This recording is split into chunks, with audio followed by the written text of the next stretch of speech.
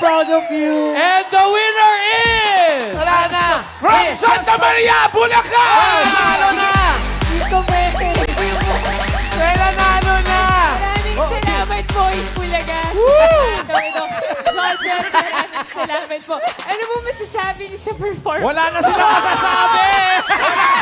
Wala na silang sasabihin, tatanggapin mo na ang 300,000 pesos! Tinapos na eh. It's okay, it's okay. Ikaw, tumayo ka. Ikaw ang may sasabihin.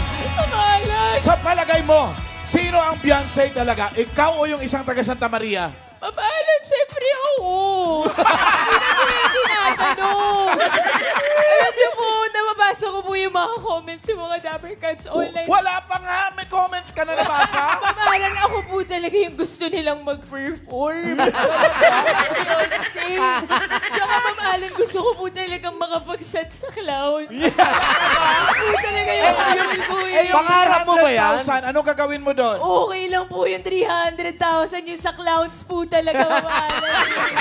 O siya, mamaya punta ka ha, kasi may show ako doon. Opo, mamahalan kasi bago po magsaraman lang makapag-perform.